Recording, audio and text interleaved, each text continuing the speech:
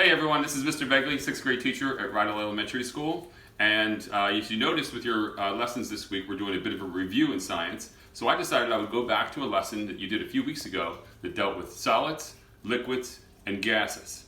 All right, so the first thing we're going to talk about here is a solid.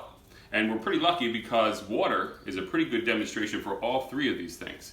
And the solid that you see I made here is this big block of ice, okay, which you could easily do that at home. I just use the Tupperware container and some water and obviously a freezer, and you can make it any shape you want.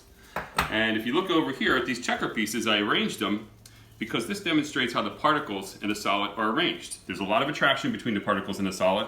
They're very tightly arranged and they're said to vibrate in place, which we can't really notice that.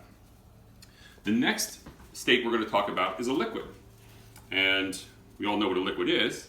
And one thing about a liquid is that it takes on the shape of its container, okay, as you probably already knew. The particles in a liquid are a little bit differently arranged. They're kind of more loosely arranged, not quite as attracted to each other. They still are attracted to each other, but as you see with these, what I'm demonstrating with these pieces, they're not quite as tight as the particles in a solid. I could tell that they still are attracted to each other, and you might not be able to see this, but if I pour some water out onto this plate, you notice that the water doesn't separate, it still stays together. Okay, so that would be how the particles in a liquid look. All right, and the one last thing we're going to talk about is the particles in a gas. And again, if we go ahead and take the water and we boil it like we did over here on the stove, you can see the particles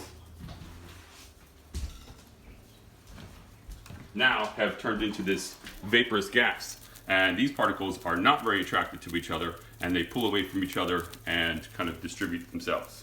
All right, so maybe you can go ahead and show someone at home this demonstration. Of course, ask your parents before you use the stove or anything like that, and you can demonstrate how the particles look in a solid, a liquid, and a gas. All right, see you guys.